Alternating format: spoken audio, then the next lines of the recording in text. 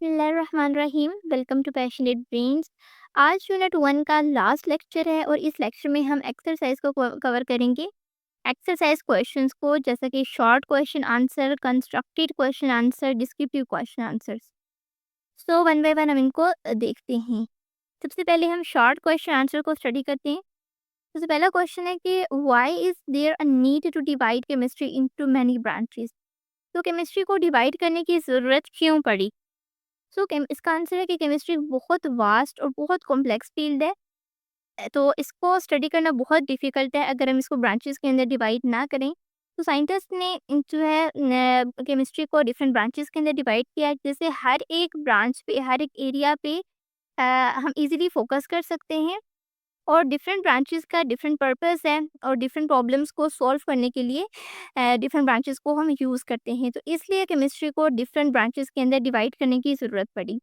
Next question है कि reaction में take place due to the electron present outside the nucleus और में take place inside the nucleus. तो सबसे पहले अगर आपको याद हो तो हमने न्यूक्लियस को कहाँ पे पढ़ा था? तो हमने न्यूक्लियस को न्यूक्लियर केमिस्ट्री के अंदर पढ़ा था, फिजिकल एंड ऑर्गेनिक केमिस्ट्री के अंदर पढ़ा था और आउटसाइड द न्यूक्लियस फिजिकल और ऑर्गेनिक केमिस्ट्री के अंदर हमने इलेक्ट्रॉन्स को स्टडी किया था एंड इनसाइड द न्यूक्लियस हमने न्यूक्लियर केमिस्ट्री के अंदर स्टडी किया था। जैसा कि न्यूक्लियर केमिस्ट्री के अंदर हमने रेडियो एक्टिविटी को स्टडी किया था। न्यूक्लियर केमिस्ट्री के अंदर हमने रेडियो एक्टिविटी को स्टडी किया था, जिसमें हमने फ्यूजन और फ्यूजन रिएक्शन स्टडी किए थे। तो न्यूक्लियस और इलेक्ट्रॉन्स इनसाइड द न्यूक्लियस और outside the nucleus physical, organic और न्यूक्लियर केमिस्ट्री में होते हैं। अच्छा, ये दो reaction physical, organic and nuclear chemistry में आते हैं। अच्छा, what type of problems are solved in analytical chemistry? Analytical chemistry के अंदर हम किस तरह की प्रॉब्लम्स को सॉल्व करते हैं? हम सबसे पहले कोई आइडेंटिफाई करते हैं सब्सटेंसेस को, मिक्सचर के अंदर कौन से सब्सटेंस है उनको मेजर करते हैं, सेपरेट करते हैं, फिल्टर करते हैं। तो इस तरह की प्रॉब्लम्स को हम सॉल्व करते हैं एनालिटिकल केमिस्ट्री के अंदर। ग्रेफाइट एंड ग्रेफेन दोनों का हेक्सागोनल लेयर स्ट्रक्चर होता है, तो ये एक दूसरे से डिफरेंट किस तरह से हैं? तो ग्रेफाइट के अंदर बहुत ज़्यादा लेयर्स होती हैं and weakly held together. Graphite consists of multiple layer of graphene and where the layers are weakly bonded. Graphite के केस में जो है मल्टीपल लेयर्स होती हैं ग्रेफेन की और ये वीकली बॉन्डेड होती हैं, लेकिन ग्रेफेन के केस में सिंगल लेयर होती है और वो स्ट्रॉन्ग और मोर कंडक्टिव होती है। अच्छा, graphene has single layer of carbon atom and arranged in a hexagonal pattern, making it much stronger and more conductive than graphite. Graphene के अंदर एक ही लेयर होती है कार्बन एटम की, जो कि हेक्सागोनल पैटर्न के ऊपर अरेंज होती है एंड ये लेयर स्ट्रॉन्गर बनाती है ग्रेफेन को and more conductive than graphite. Next हमारा क्वेश्चन है, why are super critical fluids are important? Super critical fluids क्यों इम्पोर्टेंट है? क्योंकि ये at the same time liquid और गैसेस दोनों की तरह बिहेव कर सकते हैं। Extraction, cleaning and industrial process के लिए इम्पोर्टेंट होते हैं। ऐसे सुपर क्रिटिकल फ्लूइड्स इम्पोर्टेंट होते हैं क्योंकि ये डिसॉल्व होते हैं सब्सटेंसेस के अंदर like a liquid and spread होते हैं लाइक गैसेस, और ये यूजफुल है extraction, cleaning and solvent and as a solvent in various industries and extraction और क्लीनिंग जैसे प्रोसेस के लिए ये इंपॉर्टेंट होते हैं। ऐसा, in which state does matter exist in sun? ऐसा, मैटर एग्जिस्ट करता है सन के अंदर, तो वो किस स्टेट में एग्जिस्ट करता है? मैटर प्लाज्मा स्टेट की फॉर्म में एग्जिस्ट करता है क्योंकि प्लाज्मा सन का बहुत हाई टेम्परेचर होता है और आयनाइज पार्टिकल्स होते हैं। एंड इफ़ यू रिमेंबर, हमने आयनाइज पार्टिकल्स प्लाज्मा स्टेट के अंदर स्टडी किए थे। तो प्लाज्मा स्टेट जो है वो सन में एग्जिस्ट करती है। अच्छा, इंपॉर्टेंस ऑफ ग्रेफेन। ग्रेफेन की क्या इंपॉर्टेंस है? अच्छा, ग्रेफेन बहुत स्ट्रॉन्ग, लाइट वेट और गुड कंडक्टर है, good conductor of electricity and use होता है इलेक्ट्रॉनिक्स के अंदर, बैटरीज के अंदर एंड मटेरियल साइंसेस के अंदर। ग्रेफेन एक ग्रेफाइन इम्पॉर्टेंट है क्योंकि ये इनक्रेडिबली स्ट्रॉन्ग है, लाइट वेट है एंड मोर कंडक्टिव है and it has wide range of application in electronics, energy and storage and material sciences. इन फील्ड्स के अंदर ग्रेफेन की बहुत ज़्यादा इंपॉर्टेंस है। अच्छा, which form of matter to the most material things? In this world belongs to. अच्छा, material things जो इस दुनिया में मौजूद हैं वो ज़्यादातर सॉलिड स्टेट से मिलकर बनी है। Most of material around us are in the solid. हमारे आसपास जो ज़्यादातर मटेरियल है वो सॉलिड है। We will study constructed response question.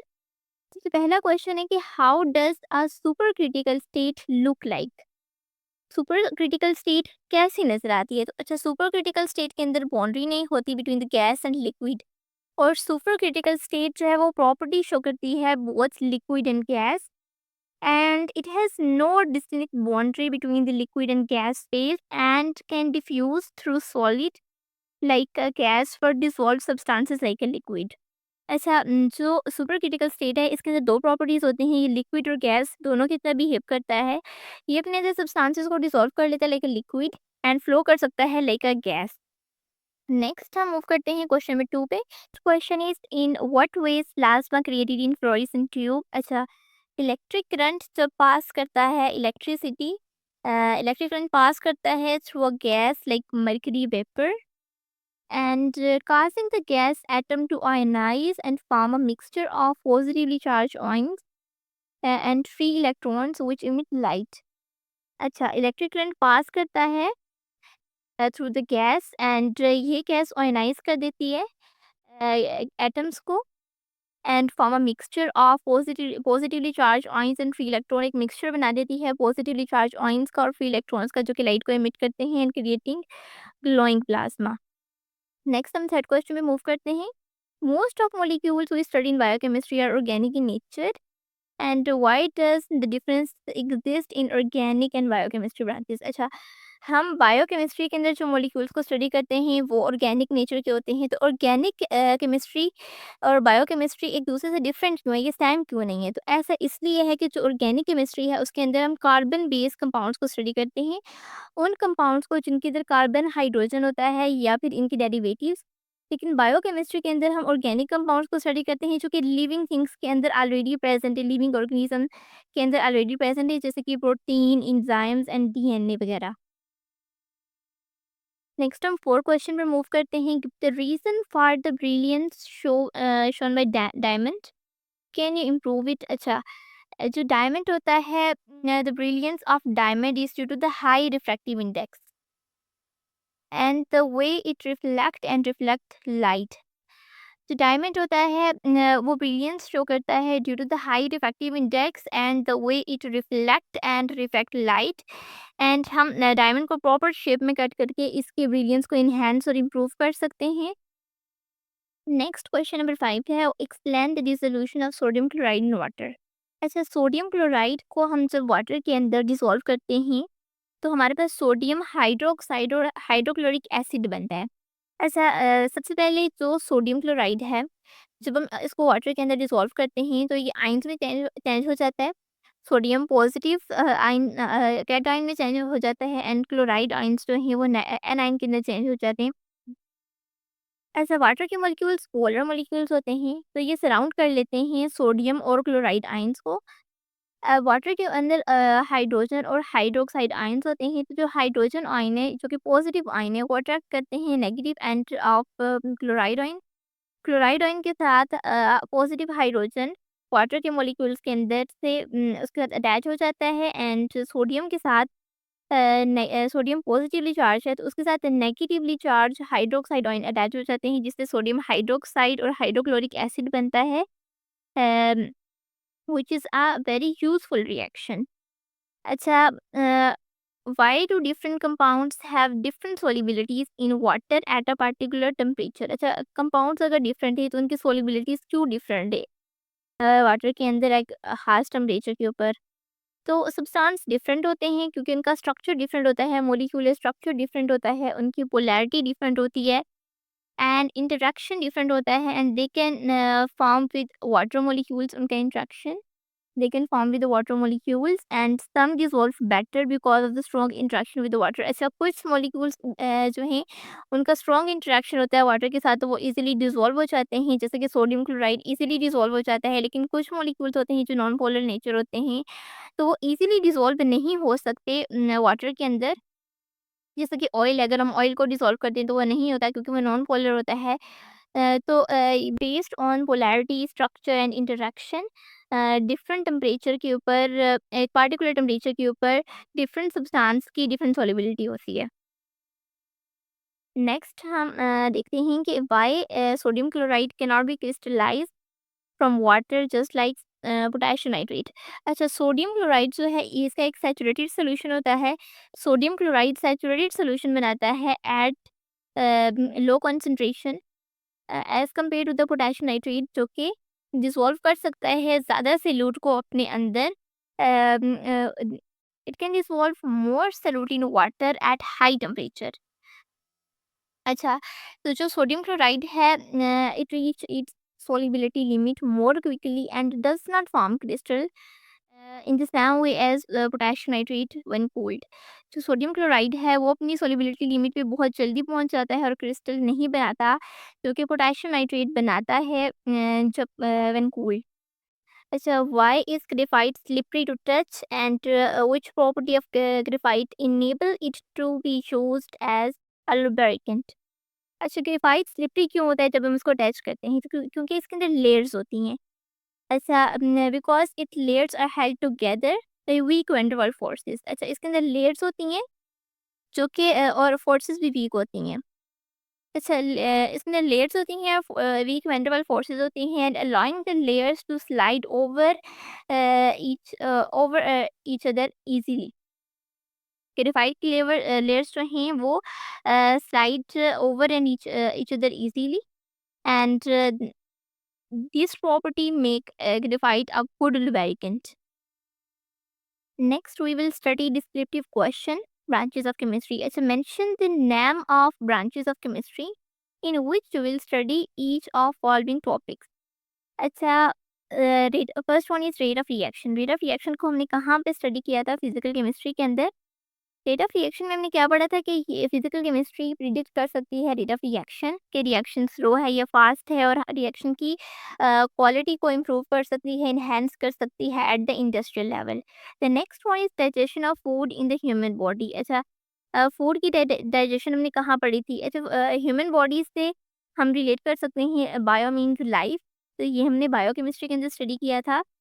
Biochemistry के अंदर हमने उन मॉलिक्यूल्स को स्टडी किया था जो ह्यूमन बॉडी के अंदर होते हैं। तो digestion of food in the human body is related to biochemistry. अच्छा, प्रॉपर्टीज ऑफ प्लाज्मा। प्लाज्मा को हमने फिजिकल केमिस्ट्री के अंदर स्टडी किया था because plasma has ion and reaction take place during the firework is the nuclear chemistry. Measurement of absorption of wavelength using ultraviolet spectrometer.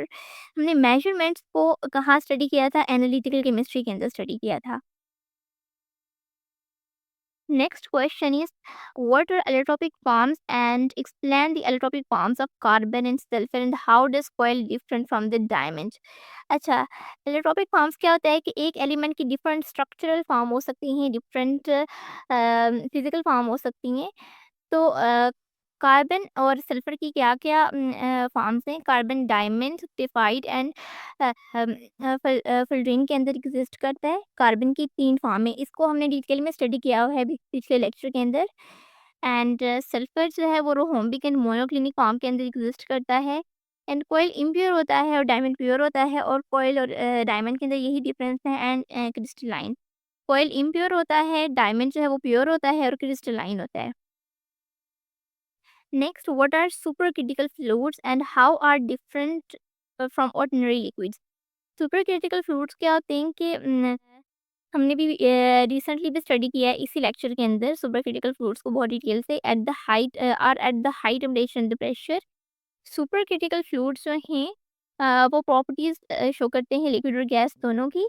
And इसके इनके इनके जो बाउंड्रीज नहीं होती, and it can flow like liquid and dissolve substances like a liquid and spread like a gas।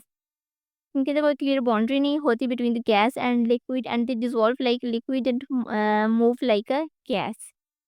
Next question is define solubility of solute and how does solubility of solute change with the increase in temperature।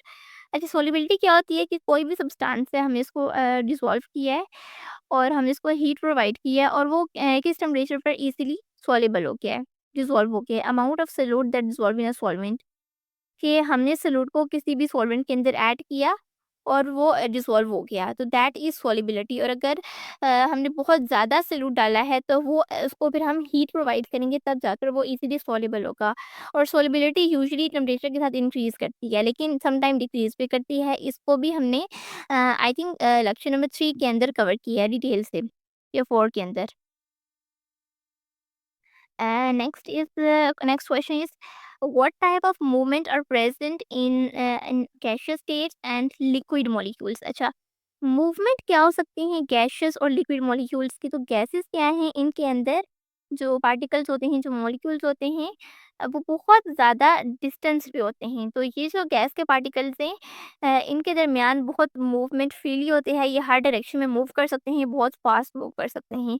अच्छा, liquid के case में क्या होता है कि जो particles हैं, उनके दरमियान बहुत ज़्यादा डिस्टेंस नहीं होता and slide past one each other.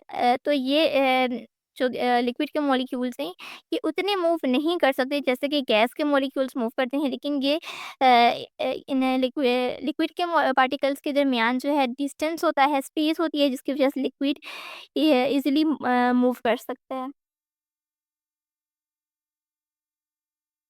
Next question है, differentiate between the areas which are studied under inorganic and organic chemistry। अच्छा, ऑर्गेनिक केमिस्ट्री के अंदर हम स्टडी करते हैं कार्बन एंड हाइड्रोजन और उन कंपाउंड्स को जो कि कार्बन कंटेनिंग होते हैं, जिनमें कार्बन और हाइड्रोजन होता है। तो हम कार्बन कंपाउंड्स को स्टडी करते हैं जैसे कि अल्कोहल है और एसिड्स हैं। इनऑर्गेनिक केमिस्ट्री के अंदर हम सारे एलिमेंट्स को स्टडी करते हैं जो कि पीरियोडिक टेबल के अंदर होते हैं, एक्सेप्ट कार्बन एंड हाइड्रोजन और very little carbon and hydrogen. तो इसमें हम मेटल को स्टडी करते हैं, नॉन मेटल्स को स्टडी करते हैं, मेटलॉइड्स को स्टडी करते हैं। Metalloids have properties of both metal and non metal. Minerals को स्टडी करते हैं, साल्ट्स को एंड नॉन कार्बन कंपाउंड्स को स्टडी करते हैं। इन शॉर्ट हम ओवरऑल सारा पीरियोडिक टेबल इनऑर्गेनिक केमिस्ट्री के अंदर स्टडी करते हैं except carbon. And organic chemistry के अंदर हम जस्ट कार्बन एंड हाइड्रोजन को स्टडी करते हैं। यही था आज का लेक्चर। अगर आपको किसी भी चीज़ में प्रॉब्लम हो, कोई चीज़ समझ ना आई हो, तो आप कमेंट सेक्शन में मुझे बता सकते हैं। नेक्स्ट लेक्चर में हम यूनिट 2 को स्टार्ट लेंगे एंड तब तक के लिए अल्लाह हाफ़िज़।